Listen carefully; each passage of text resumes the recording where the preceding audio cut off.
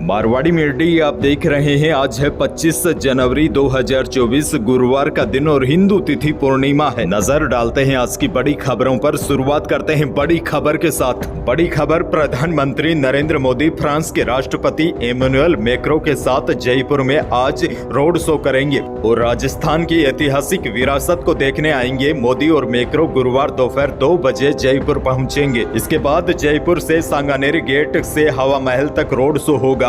बड़ी खबर यह है, मोदी और मैक्रों 5 घंटे तक जयपुर में रहेंगे। मोदी और फ्रांस के राष्ट्रपति मैक्रों हवा महल पर बनी 3 दुकानों पर बैठकर चाय भी पिएंगे। सुभाष चौक से मोदी और मैक्रों सीधे आमेर फोर्ट जाएंगे। दोनों करीब 2 घंटे तक आमेर महल में रुकेंगे। आज 2 बड़े नेता जयपुर में रहेंगे। इसी को देखते हुए एयरपोर्ट से लेकर आमेर महल तक मुख्य सड़कों पर सफाई फुलवारी के साथ लाइटें लगाई गई है और मुख्य बाजारों को सजाया गया है। आगे बढ़ेंगे। बड़ी खबर, 26 जनवरी को आयोजित होने वाली गणतंत्र दिवस परेड के लिए राजस्थान की भी झांकी तैयार है। बड़ी बात यह है, 3 साल बाद राजस्थान से कोई झांकी गणतंत्र दिवस परेड में शामिल हो रही है। गणतंत्र दिवस के मौके पर निकलने वाली इस झांकी में राजस्थान की 7 खासियत दिखाई गई है, जो विकसित भारत से पधारो हमारे देश का संदेश दे रही है। गणतंत्र दिवस परेड के दौरान झांकी के दोनों ओर राजस्थान की 10 महिलाएं पारंपरिक घूमर नृत्य करती दिखेगी। बड़ी खबर यह है, 3 साल के बाद कल राजस्थान से भी कोई झांकी गणतंत्र दिवस परेड में शामिल होगी।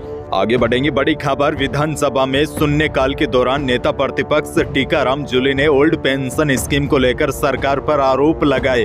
उन्होंने कहा कि लोकसभा चुनाव के बाद सरकार ओपीएस को खत्म करना चाहती है। दिल्ली से लाखों कर्मचारियों के हितों में कुठाराघात की पर्ची आ चुकी है। वहीं उप मुख्यमंत्री दिया कुमारी ने पूर्व सरकार पर तंज कसते हुए कहा कि पिछले 5 सालों में काफी गंदगी हुई है। डिप्टी सीएम के जवाब पर टीकाराम जूली ने प्रधानमंत्री के सफाई अभियान पर भी तंज कसा। देखिए, आपको बताऊं तो अभी जो विधानसभा चल रही है उसमें पक्ष और विपक्ष के दोनों नेता एक दूसरे पर केवल आरोप ही लगा रहे हैं और सच्चाई यह भी है, देखा जाए तो पिछले 2 दिन से विधानसभा चल रही है, लेकिन आम और गरीब जनता से जुड़े मुद्दे अब तक किसी भी नेता ने नहीं उठाए। आगे बढ़ेंगे। राजस्थान से बहुत बड़ी खबर है, भजनलाल सरकार ने नए जिले बनाने से इनकार कर दिया है। राजस्व मंत्री हेमंत मीणा ने विधानसभा में एक सवाल के जवाब में साफ कर दिया है कि नए जिलों पर बनी समिति भंग की जा चुकी है। नए जिलों के संबंध में अभी कोई विचार नहीं है। यानी कि विधानसभा चुनाव की आचार संहिता लगने से ठीक पहले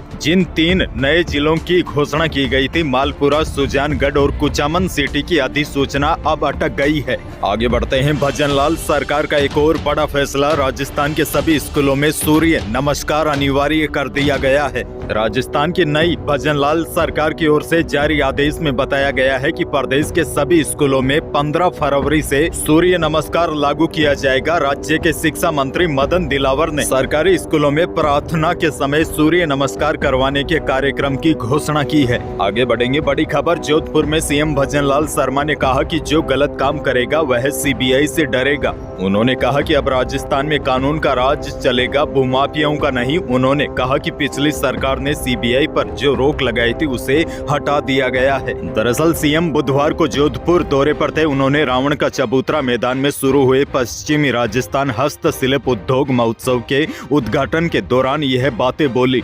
उन्होंने कहा कि कांग्रेस सरकार ने 90,000 करोड़ का घाटा दिया और प्रदेश में जंगल राज की स्थिति कर दी। आगे बढ़ेंगे। जयपुर से बड़ी खबर, चोरों ने चोरी करने के लिए ऐसा प्लान तैयार किया जिसे सुनकर हर कोई दंग रह गया। जयपुर में सुरंग बनाकर 2 बैंक और एक ज्वेलरी शॉप में चोरी के लिए बदमाशों ने जमीन के नीचे 8 फीट गहरी और 350 फीट लंबी सुरंग खोद डाली। दरअसल वहां ट्रक वगैरह धंस गया था, तब पता चला कि नीचे सुरंग है और अब पुलिस पूछताछ में सामने आया है कि डकैती डालने का प्लान 1 साल पहले बनाया गया था। आरोपी रोजाना थोड़ी थोड़ी सुरंग खोदते हुए पहले सिटी बैंक और ज्वेलरी शोरूम की तरफ जा रहे थे। हालांकि खुदाई के दौरान बीच में एक दीवार आ गई थी, तो आरोपियों ने केवल स्टेट बैंक ऑफ इंडिया में ही डकैती का प्लान बनाया था और पता चला है कि आरोपियों को आसपास किराए पर दुकान नहीं मिली, वरना पहले ही डकैती कर फरार हो जाते। अब पुलिस इस मामले में कुछ आरोपियों को गिरफ्तार किया है और पूछताछ कर रही है। आगे बढ़ेंगे, लेकिन उससे पहले मौसम से जुड़ी बड़ी खबर है। सर्द हवाओं की वजह से पारे में उतार चढ़ाव का दौर जारी है। कई जिले कोहरे और शीतलहर की चपेट में है, लेकिन अब बड़ी अपडेट ये है कि आज से प्रदेश में सर्दी से आंशिक राहत मिलने के आसार है।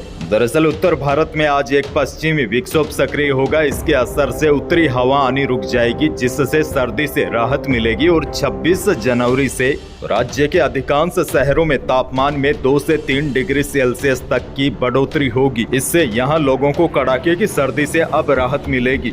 आगे बढ़ेंगे, बड़ी खबर। राजस्थान हाउसिंग बोर्ड ने अपनी जमीनों की कीमतें बढ़ा दी है। जयपुर, जोधपुर समेत 15 से ज्यादा जिलों में 170 से ज्यादा आवासीय योजना की कीमतें 8.5 से लेकर 26% तक बढ़ाई है। सबसे ज्यादा कीमतें हनुमानगढ़, झुंझुनू की स्कीमों में बढ़ाई गई है। जयपुर में जगतपुरा में स्थित इंदिरा गांधी आवासीय योजना में अब करीब 17,875 रुपए प्रति वर्ग मीटर यानी कि करीब 1.20 गज कर दी है। यानी 100 वर्ग मीटर करीब 120 गज की जमीन करीब 17,87,500 रुपए की होगी।